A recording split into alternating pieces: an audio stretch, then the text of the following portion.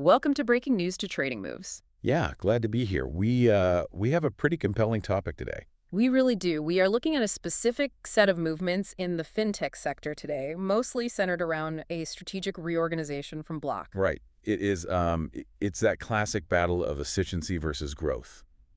Or really, the market deciding that efficiency is the new growth. Exactly. So we are looking at Block, ticker XYZ.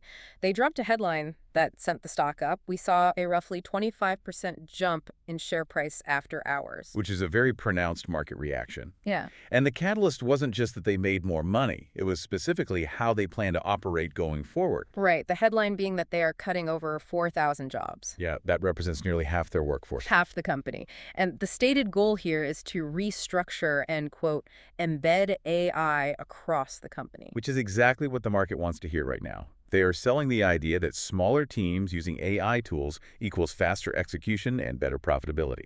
So let's break down the actual numbers that got investors so excited. Because you don't get a 25% jump just on a buzzword. No, you need the math to back it up. And their fourth quarter results were stronger than anticipated. Adjusted earnings per share came in at 65 cents. And that is compared to 47 cents a year prior. Yeah, exactly. And their fourth quarter gross profit rose 24%. A lot of that was driven by a 33% increase in Cash App gross profit. But with those 4,000 job cuts, there are costs involved. There are. They announced upcoming restructuring charges estimated between $450 million and $500 million. So they are taking a $500 million hit now to lean out the operation. Right, because the forward-looking guidance is what really matters to the street. They expect Q1 gross profit to grow 22% to about $2.8 billion. And they also nudged up their 2026 gross profit growth outlook, didn't they? They did, up to 18%, which was previously sitting at 17%. So if you are looking at this from an investment standpoint, the market is aggressively rewarding this AI to margin signal. Absolutely. The narrative is that profitability comes first. Cost discipline is being prioritized over growth at all costs. Which sets up a very clear framework for who wins and who loses when a major fintech company pivots to this efficiency-first model. Let's look at the winners first. The most immediate beneficiaries are the broader payments platforms, high-scale networks, and mature platforms. Because they benefit from multiple expansion when they demonstrate better margins. Exactly.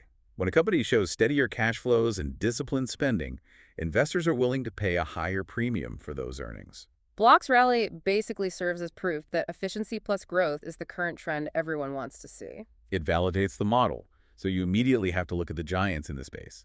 Visa, ticker V. And MasterCard, ticker MA. Right. They already operate with incredible efficiency. They don't need to add thousands of employees just to process more volume. And we should probably include PayPal in that conversation too, ticker PYPL. Yes, PayPal is highly relevant here. They have been under pressure to optimize their operations, so this broader market embrace of cost discipline plays right into their hands. Okay, so the mature payments platforms win. But what about the technology side? Because if you cut 4,000 people to use AI, you still have to pay for the AI. That is a crucial point. We're looking at an inverse relationship between headcount and compute spend. The budget doesn't just disappear. It moves from payroll to infrastructure. Exactly. Yeah. Even when companies cut jobs to use AI, they must increase spending on the infrastructure that powers that AI. So this implies increased investment in AI tooling, model training, inference, and just raw cloud capacity. Which directly supports the demand for GPUs and enterprise platforms. This makes the AI infrastructure companies and the hyperscalers massive winners here. So you have to look NVIDIA, ticker NVDA, on the hardware side. They provide the physical compute power, and then you need the cloud environments to run it all. So Microsoft, ticker MSFT. And Amazon, ticker AMZN with AWS. Right. They are the landlords of this new automated corporate structure. Which brings us to the software. Because you have the servers and the chips, but you need the actual applications to replace the repetitive internal work. Exactly. Companies are trying to run leaner, but they cannot afford to break their day-to-day operations. The emails still need to be answered. The data still needs to be entered. So they must rely on enterprise automation software.